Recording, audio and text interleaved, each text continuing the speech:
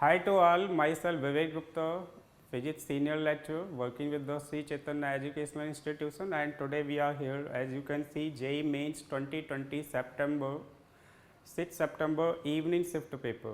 So let's start. This discussion of paper is going to be very useful for you. So let's see what they have given. Let us start with the question number 1 here. See what is given to you in the question number 1. A student measuring the diameter of the pencil of a circular cross section with the help of the vernier scale records the following four readings: 5050 mm, 5.45 mm, 5.65 mm, and average of these readings is given to you here, and standard deviation is given to you here. So if you will go through the language of the question, it seems to you difficult, but actually it is not difficult. This is not the question of vernier calipers, it is not the question of errors, it is basically the question of the significant figures. Basically the average already they have given to you here, you can see this is the average given to you here, and we are performing the experiment multiple times. So the actual value or the measured value we can take by taking the average of the measured values in all the experiments, and here we need to calculate the error. You can see here the first absolute value or the measured value we can see, take here 5.5375, here also this one and this one is given to you here. What is the difference here? You can see the number of significant digits in the measured value and the individual experiment measured values should be same. So in all the terms the number of significant digits should be same. How many number of significant digits are here? 3. How many number of significant digits are here? 3. 3 here, then here also it should be 3. So we need to round off this one, and here you can see only one number is there in which one option is there in which 3 significant digits are there. So this will be the correct answer. So let us move on to the question number 2. This is the problem of the heat conduction. As you can see in the diagram, 3 rods are given to you. One side maintained at temperature 100 degrees Celsius, one side 0 degrees Celsius, and they are asking the relationship between K1, K2, K3 in the steady state. So here you can see all the 3 rods are in the series combination, then the thermal current passing through this one, and thermal current passing through this one will be same only. So thermal current we can equate here. You can see here that thermal current passing through this one, how we can calculate? By using the Fourier's law we can write here, that will be equal to K1 into A, area of cross section of the rod, into temperature difference, that will be 100 minus 70, divided by the length. Length is same, identical rods they have taken here, so length I can take here L, that will be equal to K2 into A into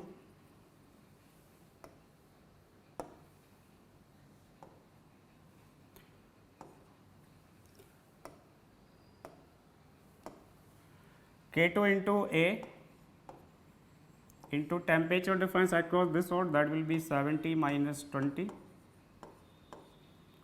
divided by L, equal to temperature difference across this one 20 minus 0. So that we can write here K3 into A into 20 minus 0 divided by L. So now from here you can see K1, K2, K3 relationship we can write here A by L, A by L, A by L will cancel out. 100 minus 70, that will be 30 K1 equal to that 70 minus 20, that we can write here 50 K2 equal to 20 minus 0 into K3, that will be 20 K3. So what we are getting here, if we will simplify this one we can divide with the 10. So we are getting here the ratio 3 K1 equal to 5 K2 equal to 2 K3. So now we have got here the relationship between K1, K2 and K3, then we can optimize which one is the correct answer. Here you can see that K1 by K2, if we are calculating here in the options, you can see here option 2 and option 3, K1 by K2 they are asking to here, is it 5 by 2? K1 by K2 if we are calculating here, then it is 5 by 3. K1 by K3 if we are calculating here, then it is coming out as the 2 by 3. That means option C will be the right answer. So guys, let us see the question number 3 here. Question number 3 is the rain problem, and they have given to you the direction of the rain with respect to the car in the different situation. When the car is at rest, the angle of the rain with the vertical, that is 0, and here when the car is moving with the speed v, the angle with the horizontal they have given to you, that is 60. Generally the angle is should be given to you with the vertical, but they have given to you with the horizontal. So, it is 60, that means with the vertical it will become 30, and when the speed is 1 plus beta v, the angle becomes 45 with the vertical or horizontal, that is not given to you, but if it is 45, then it will be vertical 45 degree with the vertical and 45 degree with the horizontal. So, how we are calculating the direction of the rain? Firstly, we have to calculate here the velocity of rain with respect to man, right. So, velocity of rain with respect to man, how we can write here? That will come out as velocity of rain with minus velocity of man, right. If any time the velocity of the person is u, and velocity of rain, if I am considering here as the x I cap minus y j cap, then this one I can write here. This one I can write here x minus I y. 1 second. It will be x I cap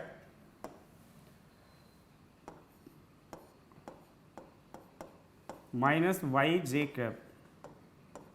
Obviously, the rain will fall down in the downward direction only. So, j cap we should take the component negative, and minus that will be u I cap. I have assumed here that the person is moving along the x axis. So, from here the relative velocity we can calculate here, that will come out as the x minus u I cap minus y j cap. Now, angle with the vertical, if we want to calculate here, so you can see here what the angle with the vertical we can write here tan theta, that will be equal to angle with the vertical, that means horizontal component upon vertical component. So, we can write here that will come out as the x minus u upon y. Now, you can put the different conditions. 3 conditions are given to you here. When u equal to 0, theta is 0. When u equal to v, theta equal to 30, 60 degree is with the horizontal, and when theta v equal to 1 u equal to 1 plus beta into v, theta equal to 45. So, let us put here the values. Theta equal to 0 when u equal to 0, right, and from here when you will put the values 0. So, we will get here tan 0, that will be equal to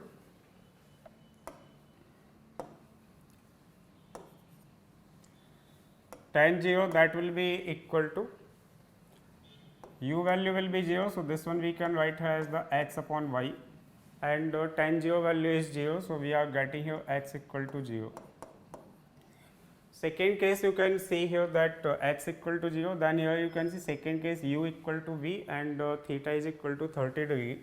So, we can write a second case tan 30, that will be equal to x equal to 0. This formula again we are using here, x equal to 0, that already we have deduced, but now u value is v here and y value we do not know. So, that as it is we will put it here. So, we are getting here v upon y, this will be let us say the equation number 1. And third case they have given to you theta equal to 45. So, we can write here tan 45 degree, that will be equal to velocity is now 1 plus beta into v divided by y. So, we can take this one as the equation number 2. Now, here we want to eliminate the v and y and we want to make the calculation of the beta. So, what we can do here, we can divide these two equations, equation number 2 divided by equation number 1. If that we will do here, so v upon y and v upon y will cancel out and we will get here 1 plus beta. Tan 45 is 1 and tan 30 is 1 by root 3. So, 1 upon 1 by root 3, that will come out as the root 3, and from here we will get here beta equal to root 3 minus 1. Root 3 value we know, that is 1.732, 1.732 minus 1, 0.732. Correct answer for this problem will be this one. Now, let us move on to the next problem, that is the question number 4. For the question number 4, you can see here it is based belongs to the electromagnetic waves, and magnetic field is given to you here, and electric field they are asking speed of light as usual 3 into 10 raised to power 8 is given to you here. So, in the electromagnetic waves we know that the electric field and magnetic field both are mutually perpendicular, and they are perpendicular to the direction of propagation also.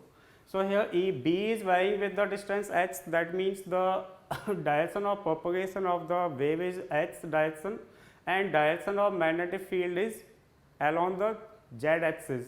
Then obviously the direction of the electric field will be along the y axis.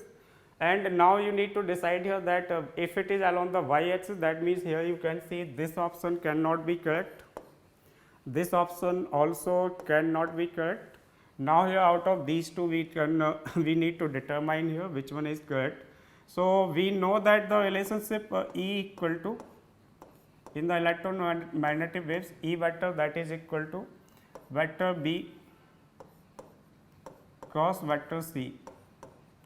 So here you can see the C vector, C is the speed of the light, that is along the I cap, B is along the K cap. So what will be the direction of E? Direction of E will come out as, so J cap minus J cap. So this one will be the correct answer, this one will also be the wrong answer. Now let us move on to the next part. Next question is the consider the force F on the charge Q due to uniformly charged spherical cell radius r carrying the charge Q distributed uniformly over it. Which of the following statement is true? So basically they are asking the force on the charged particle on the due to the uniformly charged spherical cell. So that force can be calculated by calculating the electric field, and we know the electric field due to the spherical cell. At the different points, let us say this is the charged spherical cell we are having here. This one is having the charge that is given to you here. That charge is given to you here Q, and radius is given to you here r. And from the center of the sphere they are taking the distance small r and they are placing the charge small q. Now one by one we need to optimize, because for the different positions of the q they are asking the forces. So first case, if we are taking here, for r is less than capital R, if small r is less than capital R, that means the point charge q is placed inside the sphere. If it is placed, it is the spherical cell, that means it is the hollow sphere, and we know the electric field inside the hollow sphere is 0 only. That means when the r will be less than r, then F will be equal, E will be equal to 0, that means F value will be equal to 0. So certainly this one will not be the correct answer. When r is greater than r, that means the point charge q is placed here at this point, point charge q is placed at this point, and this distance they are given to you here as the r. If this distance is r, then at this point we know the electric field that will be kq by capital R square. So the force on this charged particle that we can write here 1 upon 4 pi epsilon naught q by small r square, that will be the electric field multiplied by the point charge, that will give you the force. So this one we are getting here when small r is greater than capital R, that means when the point charge is placed outside the sphere. So let us check here, is it there? So second option is matched here. If you want to optimize the other options, then you can see other options also. Certainly this one will be incorrect. As we can see, r is less than r, then force we are getting here 0, and when r is greater than r, then force we are getting here this one. That means that the force will not be constant for all the values of r. So similarly you can optimize the third option also. Correct answer will be the second one. Let us move on to the next question. Next question is belongs to the circuit analysis. Diagram is given to you here, some voltage and resistances are given to you here, and they are asking to you here the current passing through from the positive to negative terminal for the 10 volt battery. That means this battery, they are asking for this battery, 10 volt battery, how much current will pass through this one. So you can use the Kirchhoff law here. If you are using the Kirchhoff law here, then here you can see, let's say the I current is delivered by this battery, and I1 is going here, which we want to calculate.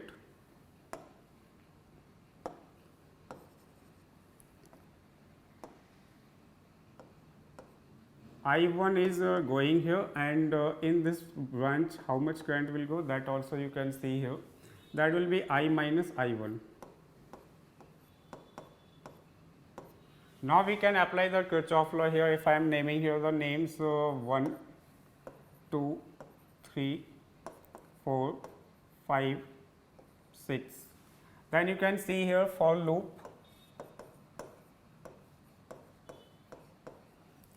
For loop, you are having the two unknown I and I1. So, any two loop equations you will need here, any two loop you can take here. We are having the three loops 1, 2, 3, 4, 1, 2, 6, 5 and 1, 3, 4, 5, 6. Any two loops you can take here, and you can write the equations. I am taking here the loop 1, 2, 6, 5. If I am taking here the loop 1, 2, 6, 5, 1.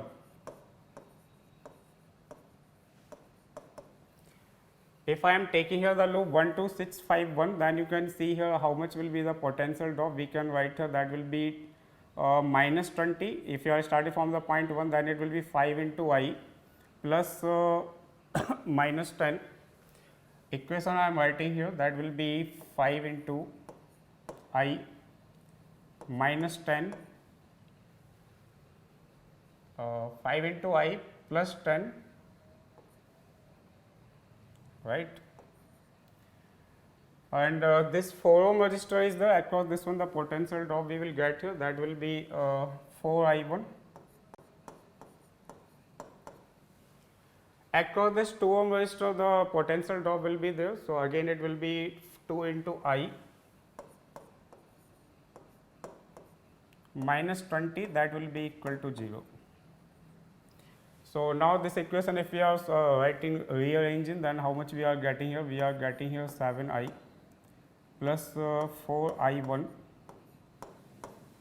7 I plus 4 I1 equal to 10. This is our first equation. We want one more equation. So, one more loop you can take here. You can take this smaller loop to loop number 3, 4, 5, 6. So, second equation you need to write here for loop 3, 4, 5, 6. 3, 4, 5, 6 if you are taking here, then you can see the potential drop across the 10 ohm, that will be 10 into I minus I1.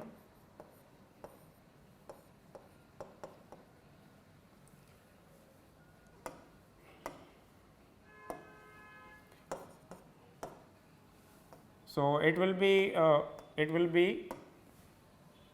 10 into I minus I1.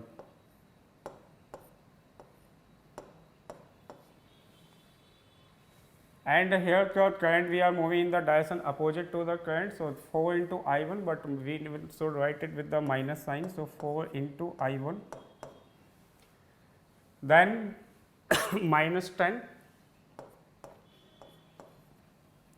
equal to 0. So, if we are rearranging this one, then here you can see how much we are getting here, 10 I minus 10 I1 minus 4 I1, that will be minus 14 I1 equal to 10. That will be the second equation. Now, we will solve these two equations. Second equation, furthermore you can solve. We want the value of the I1. They are asking the current passing through the 10 volt battery. In the figures on the current in the 10 volt battery is close to 10 volt battery, they are asking, that means they are asking the value of the I1. So, I we want to eliminate here. I think very easily you can solve these two equations. When you will eliminate the I and you will solve these two equations, I value we will get here, or I can solve in front of you here also.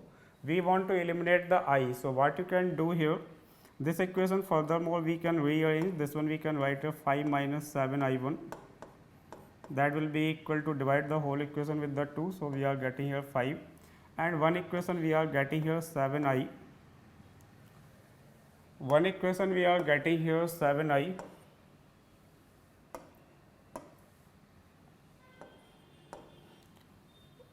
I plus 4 I1, that will be equal to 10. So, we can multiply this equation with the 7 and this equation with the 5, and we can subtract both the equations. If we are we are multiplying this equation, we are multiplying with the 7 and this equation we are multiplying with the 5. Then how much we are getting here, that you can see here, this one will come this one will become 20 I1 and this one will become 7 into 7 49.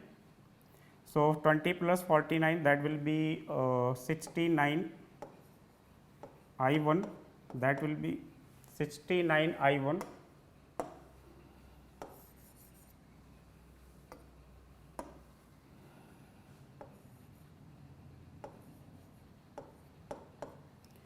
That will be equal to, we are subtracting, so 50 minus 35, that will be 15.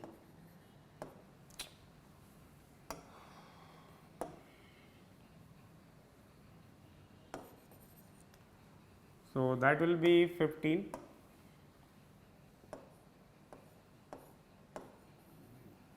I1 equal to 69 by 15. So idea you can take here how much it will come out.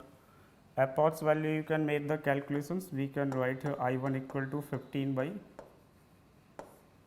69. 15 by 69. So lump sum it will come out as, when you will do the calculations, it will come out as 0.21 from the positive terminal to negative terminal. So second option will be the correct answer. This value will come out as 0.21 ampere. Right. So now we can move on to the next question. In the next question, two identical electrical point dipoles have the dipole moment P1, P2 and are held on the x-axis at A from each other. When released, they move along the x-axis with the direction of their dipole moments remaining unchanged. The mass of the each dipole is given to you, the speed when they are infinitely far apart. So when the dipoles are placed at the distance A, the system will have some potential energy, and when they are separated by the infinite distance, then the potential energy between them will become 0, and the loss in this potential energy will be equal to the gain in the kinetic energy. No external force is acting on the system. So linear momentum conservation also we can write here. Let us say one dipole we are having here. This one is having the dipole moment P, and another dipole also we are having here. This one is having the dipole moment P. Now they are separated by the distance A. So what will be the potential energy of the system, that we can write here. Potential energy of the system will be equal to 1 upon 4 pi epsilon naught, 1 upon 4 pi epsilon naught to P1 P2. Here magnitudes are same only. So 2 P1 P2 by AQ, and this one we can write 2 P1 P2, P1 P equal to P2. So we can write both are as the P only. This one will be P1 P2, and this one will come out as 1 upon 4 pi epsilon naught to P square upon AQ. So this is the initial potential energy we have got here when the separation is infinite. So potential energy will be negative. Now here you can see, if this one is moving with the speed v in this direction, then this one will also move with the speed v, as already we have discussed that there is no external force. So the linear momentum of the system will remain conserved. This one is having the mass m and this one is also having the mass m. If one is moving with the speed v, then other has to move with the speed v in the opposite direction. Now we can write here the total gain in the kinetic energy, delta k we can write here, that will be equal to half mv square plus half mv square, and that will be equal to loss in the potential energy, that we can write here 1 upon 4 pi epsilon naught to pq sorry 2p square by aq. So half mv square plus half mv square, that will become v square mv square, and they are asking the speed. So that means v value they are asking to you here. So this one we can write here, from here we can write mv square,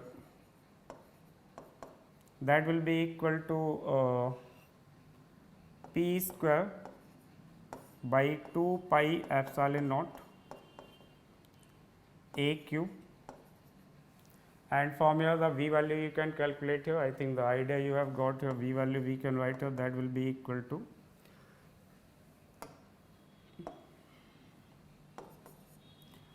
directly the answer we can bubble here. You can see here that P by A square. So, direct answer we can write here V equal to P by A square root of sorry, it was 2P. So, it will come out as 2 by 2 pi epsilon naught MA. So, you can match which answer is correct here. 2 by here we are getting 2p by 4 pi epsilon 2p by, okay. So, this 2 and 2 we have cancelled out already. This 2 and 2 will we have cancelled out. So, this 2 will not be there, and from here we can match the answer. So, you can see here P 2 pi epsilon naught MA. So, second option will be the correct answer. Now, we can move on to the next problem. So, now let us move on to the question number 2. Question number 2 is very easy. They are asking a circuit to verify Ohm's law uses ammeter and voltmeter in series or parallel connected to the resistor. So, it is related to the experiment. We know that ammeter is always connected in the series combination and voltmeter is always connected in the parallel combination. So, you can mark out the correct answer. Ammeter A will be incorrect, B will be incorrect. Ammeter is connected in parallel combination. Fourth option will be the correct answer. Now, let us move on to the next question. So, let us move on to the next question. Question number 9. In the dilute gas, the pressure P and temperature T, the mean time between the successive collision of the molecule varies with the time. The variation of the relaxation time they are asking. We know the relaxation time will be tau. We can write here as tau will be equal to mean free path lambda divided by the average velocity. That will be like this. As we know that the mean free path is proportional to T, and we know that the average speed of the gaseous molecule, that is proportional to square root of T. So, relaxation time we can write here tau will be proportional to square root of T. So, we can mark out first option will be the correct answer. Now, let us move on to the next question. Question number 10. Question number 10 is related to the SHM. The SHM equation is given to you here, and they are asking the value of the omega. So, if you are rearranging this equation, then here you can see this is the equation given to you here, y equal to y naught sin square omega t. So, this one can be written as y equal to, this one will become y naught by 2 into 1 minus cos 2 omega t. And from here you can see that for y equal to y naught by 2, the particle is in equilibrium position. That means we can write here mg equal to ky,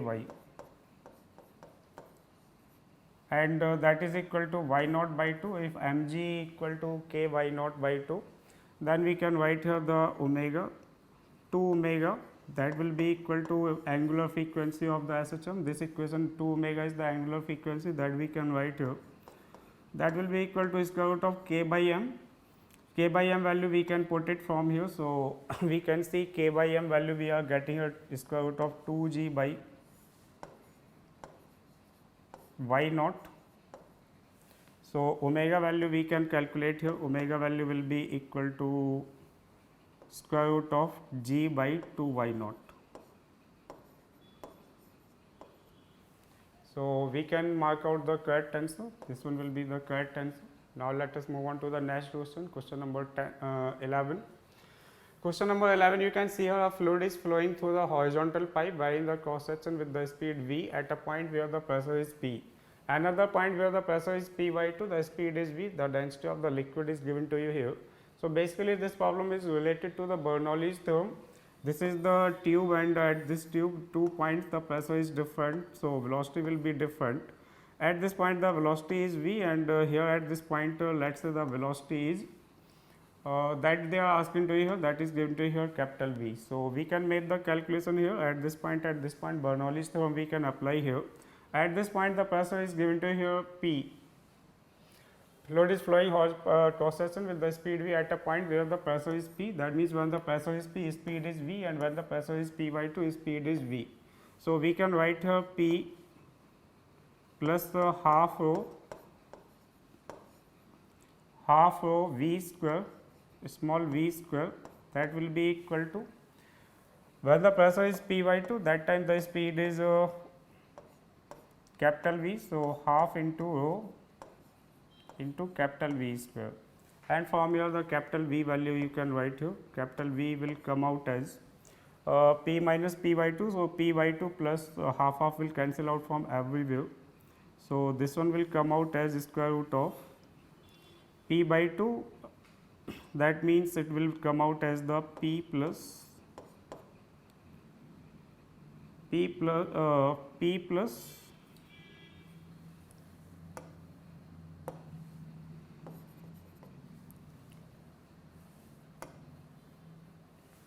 so this one you can see here that we can transfer this one.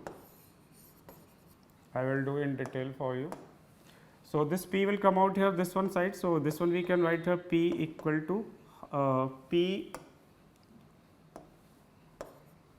plus half rho V square equal to P by 2 is we have taken to that side, half rho into capital V square. So now here you can see half will cancel out from everywhere, and we are getting the value V equal to square root of P plus rho V square divided by rho. So it will be P by rho into V square. Option A will be the correct answer. Now let us move on to the next question. Next question, they have given to you the square loop of the side 2 and carrying the current I is kept in the xz plane. Its center at origin along the wire carrying the same current I is placed parallel to the z axis and passing through the point 0, b, 0. The magnitude of the torque they are asking on the loop due to the external magnetic field due to this current carrying wire. So torque, how we can calculate here? Torque magnitude they are asking, that we can write a magnitude of the mod of mu vector cross b vector. Magnetic moment of the loop you can take here, magnetic moment vector you can take here, the loop is in the xz plane. So magnetic moment will be along the y direction. So this one we can write here, that will be equal to side of the square loop is 2a. So area will be 2a whole square, that means 4 I into 4a square into j cap, and the magnetic field due to this wire which is placed which is carrying the current I and placed at the point passing through the point 0, b, 0. The magnetic field due to this wire, that we can write here, that will come out as mu naught I upon 2 pi b into I cap. So now magnitude we can calculate here if we are taking the cross product of these two, and cross product magnitude you can calculate here how much we are getting here. This magnitude will become mu naught upon 2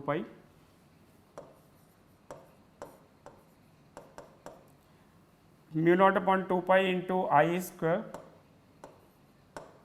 into 4a square upon b. So you can mark out the correct answer, which one will be the correct answer here. This 2 and 2 will cancel out, so third option will be the correct answer. So next question you can see here, question number 13, a charged particle going around in a circle can be considered to be a current loop. A particle of mass m carrying the charge q is moving in a plane with the speed v under the influence of the magnetic field. The magnetic moment again they are asking to you here. So when the charged particle is moving on the circular path, you can see here, let's say the charged particle is moving on this circular path, and this is the, let's say, charged particle I have taken here, and this one is moving on this circular path in the region of the magnetic field, which is, let's say I have taken here the magnetic field into the plane. So this is the magnetic field into the plane I have taken here, and it is given to you here B. Now here you can see due to this motion of the charge, how much will be the current I can write here. I value will be equal to q by t. I value will be equal to q by t. What will be the time period? That will be q by 2 pi m divided by qb. And if you want to calculate the magnetic moment, then mu value you can calculate here. Mu will come out as, that will be equal to I into A, that means I into pi r square. So, in the I we are using the time period of rotation of the charged particle, and area when we want to calculate. So, radius also we need for this circular path. We know both the values of t and r when the charged particle is moving in the external magnetic field with the speed v. So, this one we can write here, if this one we are considering here, this one is moving with the speed v, then you can see here I value we can write here, that is coming out as the q upon 2 pi m into qb into pi into r square. R value we know, that is mv by qb whole square. You can see here when you will solve this one, then when you are solving this one, then q square and q square will cancel out, and pi will also cancel out, and here we are having here m square v square divided by m. So, this one will become m v square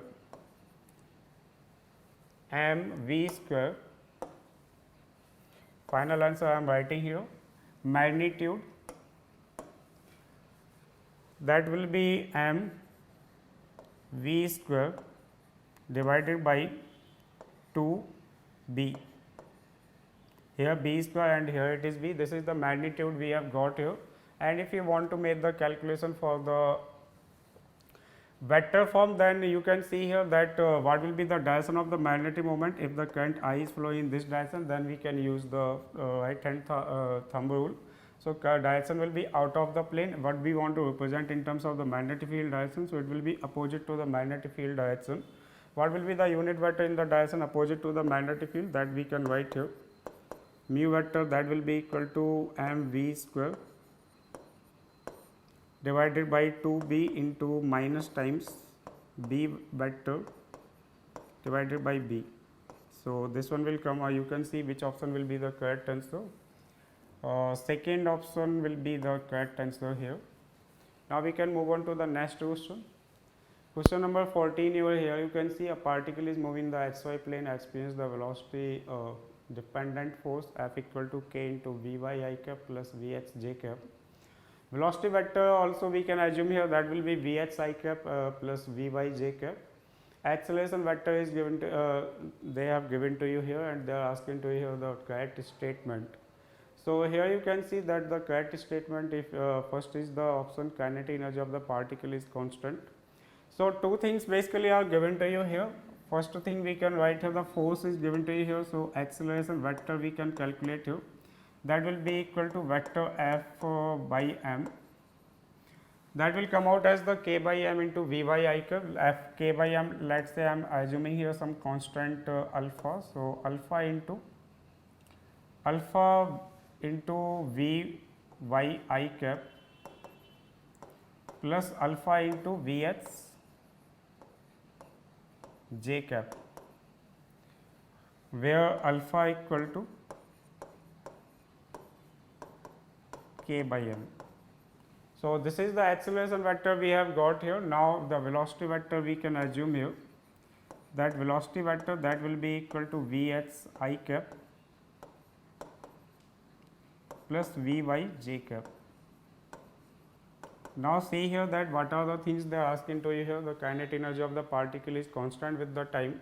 The kinetic energy of the particle will be constant with the time if the work done by the external force will be 0, or we can say the power delivered by the external force will be 0. If the power delivered by external force we are calculating here, then here you can see vector f dot vector v, that we can write here. Vector f dot vector v, when we are taking here, then it will come out as the alpha 2 times of alpha into Vx into Vy. So, here you can see that if this one we are writing here, even the particle is moving with the constant velocity, then also at any instant if it is having the velocity v, then we can write here this one as square root of v square minus Vy square into Vy. or square root of v square minus vh square into vh. So, certainly this is not a constant term, that means delta k will not be equal to 0. So, this statement will be incorrect. Quantity v dot a, this is the a vector, this is the v vector, v dot a or f dot v, whatever already we have calculated. If a dot f dot v is not constant, so obviously a dot v will also not be constant. So, this one is also incorrect statement. Now, if we are taking here that quantity v cross a is the constant in time, one option we have left to this one, and f arises due to the magnetic field. Certainly, if the f arises due to the magnetic field, then kinetic energy of the particle will not change, it will remain constant, but that already we have optimized that kinetic energy not remains constant, that means it cannot be the magnetic force. Certainly, C is the correct statement possible. So, now let us move on to the next question. It is from the gravitation. The two planets have the masses m and 16 m. They have given to you radius given to you a and 2a, and the separation between the centers of the planets is given to you 10a. They want to throw a body from the larger sphere surface, and it should reach to the smaller one. You can see here generally the students are doing the mistake, but here one catch is there. What is that catch? This is the larger one and this is the smaller one if we have taken here, and this is the line joining them. Let us write here the mass also. This one is given to you here 16 m, this one radius is given to you here 2a, and this one is having the mass m, and this one radius is given to you here a. Now, here one particle we want to project from here in this direction with the minimum speed u, so that it can reach to this surface. Now, here you can see one point we are taking here, point P. Point P we are taking here, if the point P is the neutral point, that means the gravitational field is 0 at this point. If we are able to manage that the particle is reaching to the point P, then after that automatically it will reach to the smaller sphere surface due to the due to the gravitational force of attraction, and then you can see here the particle should have the minimum speed u, so that it is able to reach to the point P. So, firstly we have to calculate the position of the point P, how much should be the distance from this center, that neutral point, let us say this distance is given to you here h. So, value of the h we can calculate here, the value of h, how we can calculate the potential the gravitational field at the point P due to this sphere, and due to this sphere should be equal and opposite. So, due to this sphere we can write here that will be g into 16 m divided by h square equal to, P is the external point for the both these spheres. So, we can write due to this one also in the similar way, g m by a upon total distance is 10 a. So, that will be 10 a minus h whole square. Now, here you can see both side we can it is the 16 gm and gm will cancel out, gm upon a will not be there. So, now the h value we can calculate here, h value how we are getting here, we are getting here 10 minus a, 10 a minus h, that is equal to 10 a minus h, we are getting here, that is equal to plus minus h by 4, and from here we can make the calculations of the h. One value we are getting here 5 h by 4, that is equal to 10 a, or we can have here 3 h by 4, that is equal to 10 a. So, here this value is not possible. Why? Because the h value we are getting here, that is greater than 10. So, this value we cannot take here. So, final value of the h we can write here, h value will be equal to, that will be equal to 8 a. That means, at this point the kinetic energy of this particle should become 0 at the distance 8 a. So, energy conservation we can now apply here. When the particle is here, then what is the gravitational potential energy here, and when the particle is here, what is the gravitational potential of the system is here, and that will should be equal to the loss in the kinetic energy. So, directly I can write here half m u square, that will be equal to half mu square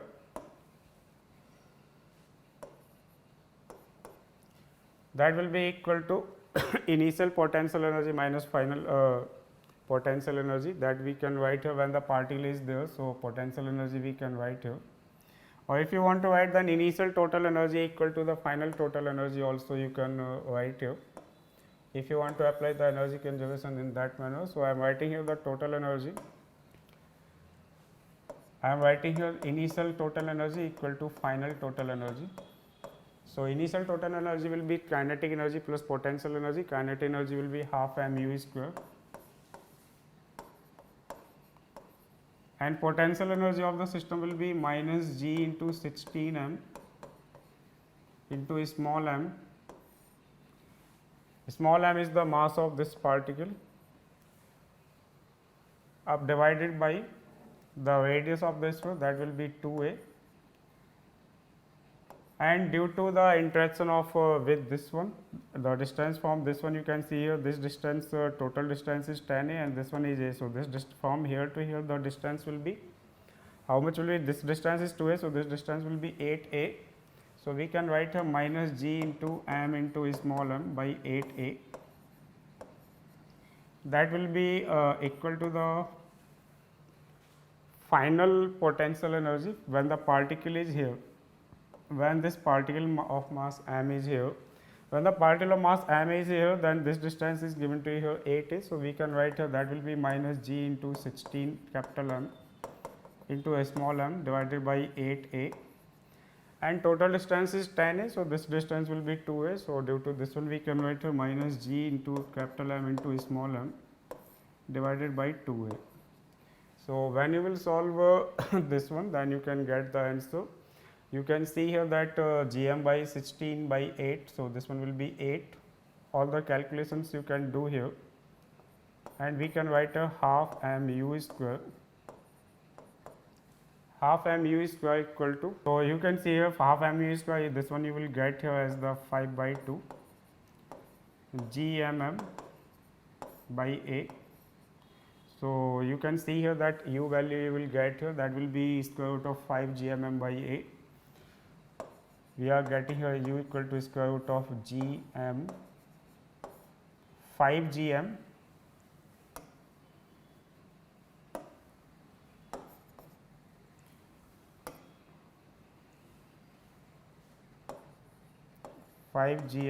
by a. So, here you can see C will be the correct answer. Now, let us move on to the next question, question number 16.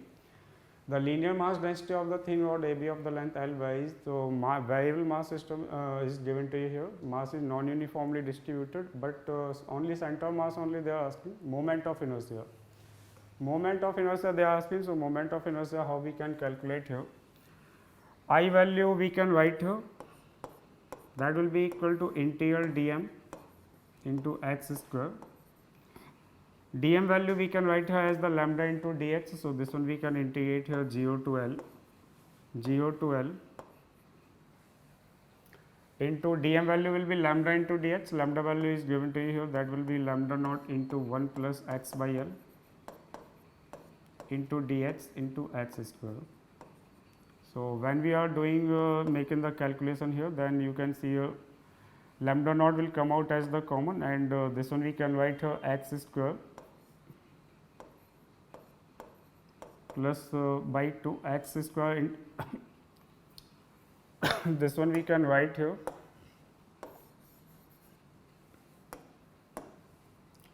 integration 0 to L x square plus x cube by L into dx.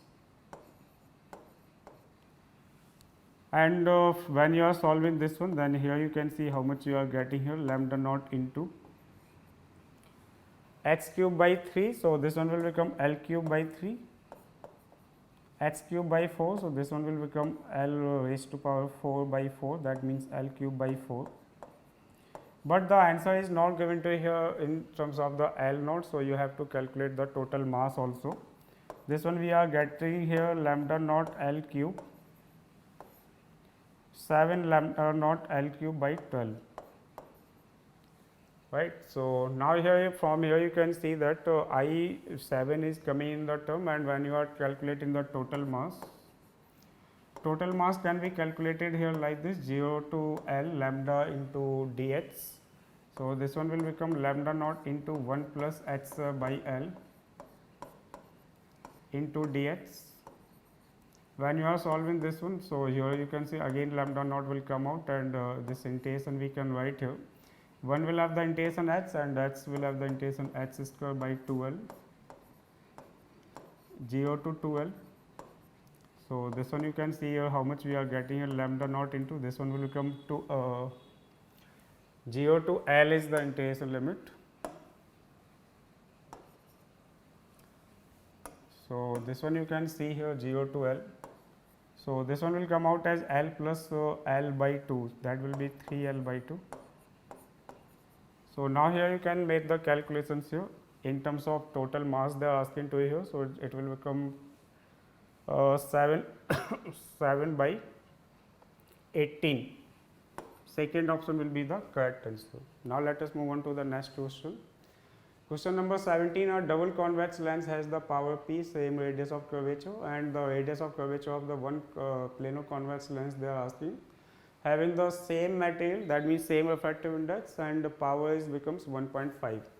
So, directly the lens making formula we can use here, the power we can write here for the first case, that will be mu minus 1 into 2 by r for the double convex lens, and for the plano convex lens the power is 1.5 equal to mu minus 1 into only one surface is curved, so 1 by r, and from here you can make the r dash, the radius of curvature, let us say this is r dash. So, we can make the calculations from here. We can divide these two equations. So, we are getting here 1.5. You can see here that what we can get here, if you are dividing the equation number 2 with the 1, then we can write here 1.5 equal to, that will be 2 r dash by r. So, from your r dash value you can calculate here how much we are getting here.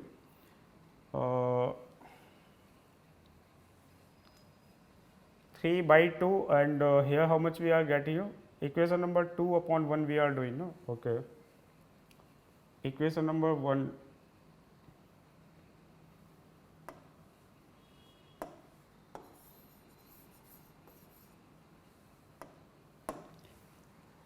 This one how much we are getting here, that this is the equation number 1 and this is the equation number 2, and 2 by 1 we are doing here.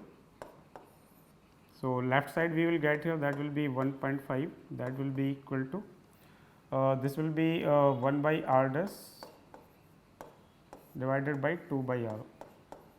So, from here you can see here this one will become r by 2 r dash, and this is equal to 3 by 2. So, 2 and 2 will cancel out, and we will get here r dash equal to r by 3. So, this one will be the correct answer. Now, let us move on to the question number 18. Question number 18, the masses are given to you here, the MP, Mn, mass of proton, neutron, electron, and deuteron, and they are asking which reaction is feasible. The reaction, we know that reaction will be feasible only when there is a mass defect, that means the mass of the reactants should be more than the mass of the product. That is the only thing you need to keep in your mind.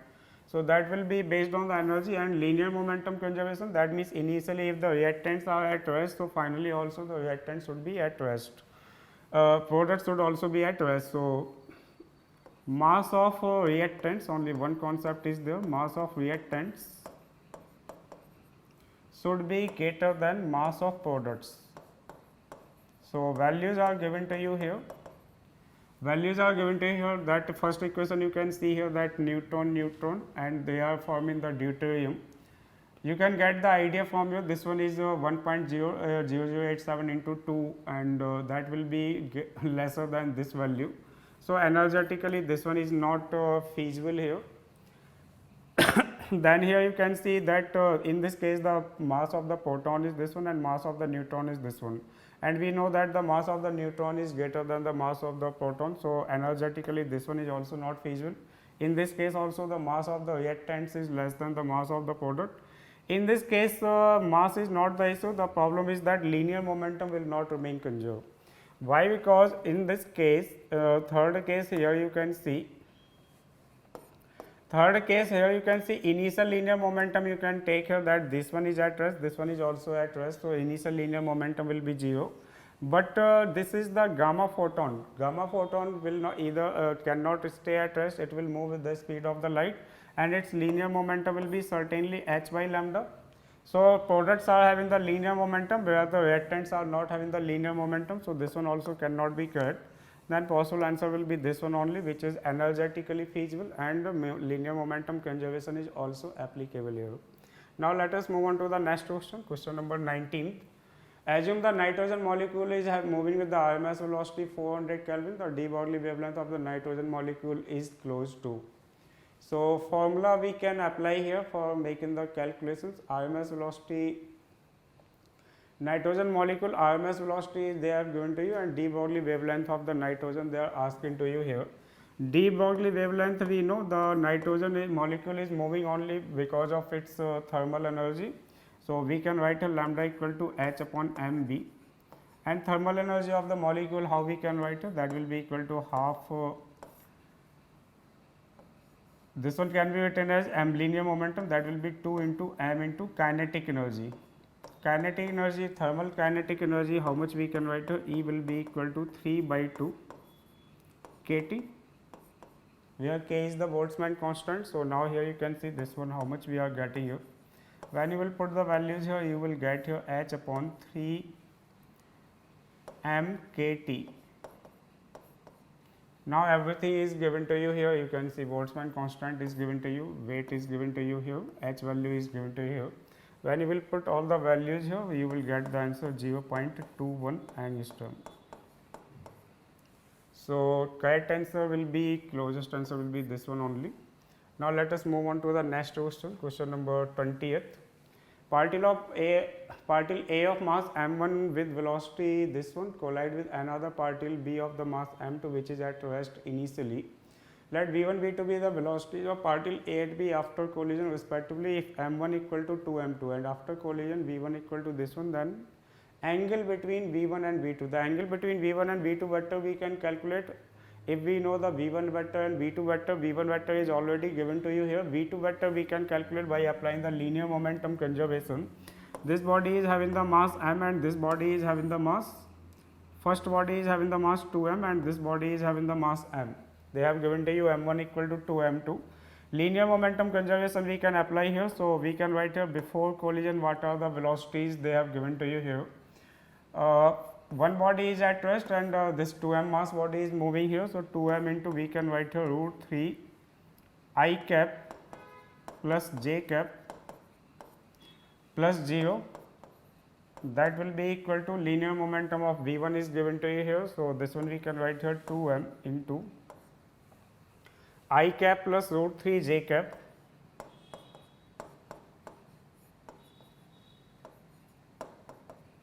plus m into v2 vector.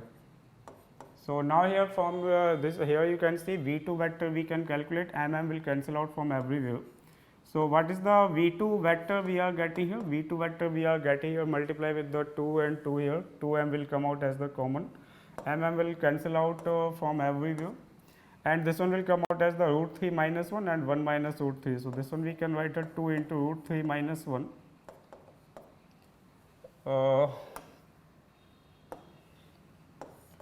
This one is coming out as the root 3 I cap minus I cap, root 3 minus 1, 1 minus root 3, 2 will be the common.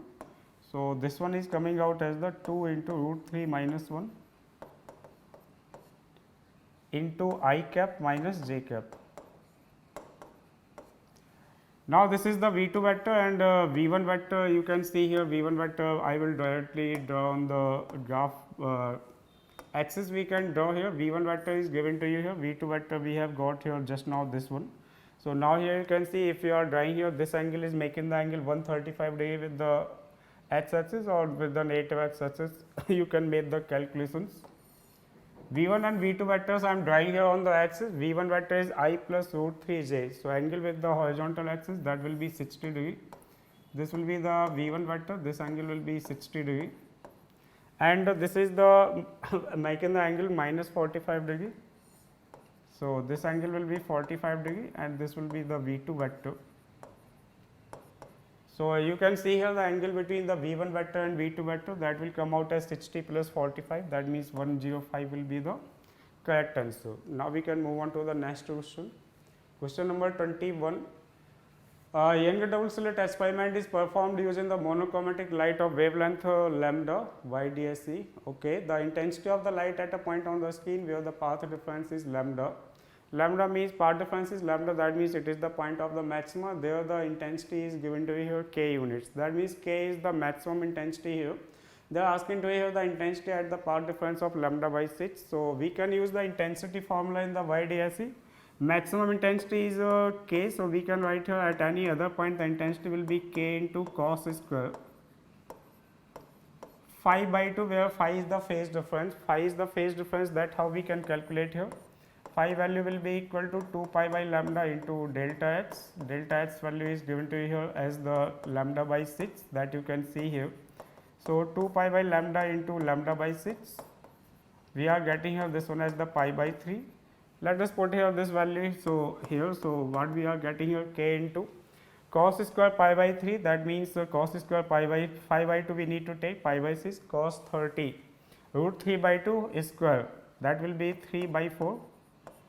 So, we are getting here 3 k by 4. Now, you can make the calculation of the n. They have taken here k by 12. So, this one also can be written as 9 k by 12. So, for this problem the n value we can write here, that will come out as the 9, that will be the final answer. Now, let us move on to the next problem. 22, in a LR circuit, power of 100 watt is dissipated from the source of 250 volt 50 hertz. The power factor is 0.8. In order to bring the power factor to unity, the capacitor of the value C is added in the LCR circuit. Power factor we want to make it unity, that means we have to add the capacitance. How much capacitance we have to add? That is equal to XL. So, first thing we have got here, that is XL, XC should be equal to XL, but here we do not know the XL also. Why? Because the angle inductance of the coil is not given to here, but the power factor is given to here 0.8. So, we can write here that 0.8 cos phi value, if it is given to you here 0.8, then tan phi value we can write here. Tan phi value, how much we can write here? Tan phi value, that will be equal to this one will become 4 by 5. 4 by 5, that means tan phi value will be 3 by 4. Tan phi value is 3 by 4, that will be equal to XL by R. Now, XL by R value we have got here, XL value we want to calculate here, that means R value will also be needed.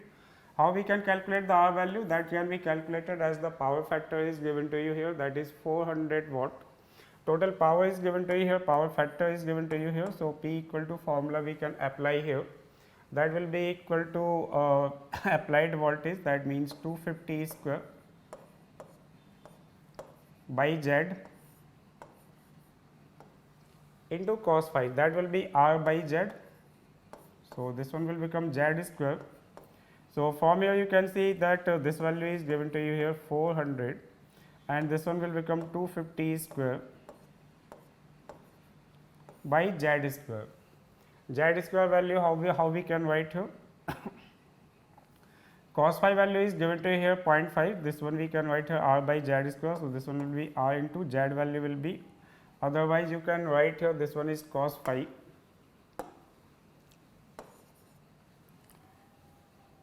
This one is cos phi. So, cos phi as it is we can write here, and this Z value you can write here, as we know cos phi equal to R by Z. Cos phi equal to R by Z. So, Z equal to R by cos phi. So, this one we can write here 250 square upon Z value we can write here as the R by cos phi. So, that will be R by cos phi, that means it will become cos square phi. So, now we can make the calculation of the R from here. we can make the calculations of the R from here. 250 square divided by R into cos square phi. Cos phi value is 0.8, so this one will come out as the 16 by 25. So from here you can see R value we are getting here as the 100 ohm. R value we have got here as the 100 ohm. So from here you can see, from here we can calculate the value of XL. XL value will come out as the, that will be equal to 3 by 4 times of the R, that means it will come out as the 75 ohm. 75 ohm, then this value we can write here HC value, that will be 1 upon omega C, that will be 2 pi f. F value is given to you here 50 hertz, 2 pi f, that means it will become 100 pi into C, that will be equal to XL value we have calculated 75. So this value C value we can write here, that will be equal to, that will come out as the 400 by 3 pi microfarad. So the answer will be 400. Now we can move on to the next problem, question number 23. Question number 23, the output characteristic of the transistor is shown in the figure when CE is given to you here 10 volt and IC is equal to 4 milliampere. Then the value of beta AC, then beta current again in the amplifier we know beta AC, that will be equal to IC upon IB. So from the graph we need to identify here the base current and the collector current. IC value is already given to you here for the 10 volt. 10 volt is this one. 10 volt, this one here you can see that when you will go here, then this is the value is given to you here 4 volt. At this point, what is the value of IB is given to you, that is 30 microampere. So this value we can put it here. IC value is 4 milliampere, that means 4 into 10 raised to power minus 3. And IB value, that is 30 microampere, that means this one can be written as 30 into 10 raised to power minus 6. So when we are making the calculations here, then here you can see this one will become 4000 by 30, that means 400 by 3, and the answer will come out as 133.33. So answer, correct answer we can mark here, that will be 133.33. That will be the value of beta. Now let us move on to the next question. Question number 24, an engine operates by taking the monoatomic ideal gas through the cycle is shown in the figure. The percentage efficiency, total work done upon the total heat. Total heat and work done, how we can calculate? This process is simple. This is the P versus V graph they have given to you here. Total work done we can calculate by calculating the area. Total area you can calculate here, or that in terms of temperature you can calculate. Let's say the temperature of this point is T0 and this is the process at constant volume. Pressure becomes 3 times, so the temperature will also become 3 times. Here the volume becomes 2 times, pressure constant, so temperature will also become 2 times. So this temperature will be 6 T0. And here the you can see here A to D process, if we are taking here, then A to D process, it is the pressure constant. Volume doubled, that means here it will be 2 T0. Now work done, if you want to calculate here at this point number of moles you can take here as the n. At this point I am assuming here the pressure is P0 and volume V0, temperature T0. Then I can write here P0 V0 equal to mu R T0, where mu is the number of moles. Now here delta W, if you want to calculate here delta W in the PV diagram, work done by the gas in the PV diagram we can calculate by calculating the area of enclosed by the process. So area enclosed by the process, area of this rectangle you can calculate here. This side is given to you here, you can see on the pressure axis, that is 2 P0, and this side is V0. So work done will be 2 P0 into V0. In terms of T0, if you want to represent here, then we can write that will be 2 mu R T0, right. Now work done we have calculated here. Now we need to calculate here the delta Q heat absorbed. That means we need to take only that heat which is positive. In the which process the heat absorbed by the gas will be positive. A to D process, you can see a volume constant, temperature is increasing. Temperature is increasing, volume constant, then delta heat A to B, that will be mu CV delta T. CV delta T value, that is 2 T0 here in this process. B to C process, it is the isobaric process, temperature is increasing, so heat will be mu Cp. Change in the temperature, that is 3 T naught, and in the process C2D, here you can see volume constant. So, mu Cv delta T, but delta T is negative. So, delta Q will be negative, and the D2A process also the delta T is negative. So, delta T is negative. So, delta Q will also be negative. So, directly we can make the calculations from here. Cp Cv value for the monoatomic gas we know. So, we can put the values here, mu into Cv value we can write here for the monoatomic, that will be 3R by 2 into 2 T naught plus mu into Cp value will be 5R by 2 into 3 T naught, and from here you can see how much we are getting here. This will be 3 mu R T naught, and this one will be 15 by 2. 5 into 3 is 15 by 2, 7.5 plus 3. So, 10.5 mu R T naught. So, we can make the calculation now. Efficiency can be calculated as efficiency will be equal to work done, that is 2 mu R T naught divided by 10.5. So, that will be 10 upon 2 by 10.5. But they are asking the efficiency into percentage, so into 100. From here you can make the calculations. 200, this one will be 400 by 11. 400 by 11 you can make the calculations here. So, here you can see that efficiency we can calculate here, that will almost come out as the 19.05. So, we can bowl here up to 2 points of the decimal we need to bowl. So, it will be 19.05, that will be the answer of the problem. Now, let us move on to the last question. The center of the mass of the solid hemisphere of the radius 8 centimeter is x centimeter from the center. It is the free mark only, easy. Directly the position of the center of mass we know, that is equal to 3R by 8, and from here R equal to given to you here 8 centimeters. So, when you will put the value 3 by 8 into 3, so this one will come out as the 3 centimeter. So, answer of the problem will be 3 centimeter. Thank you for watching.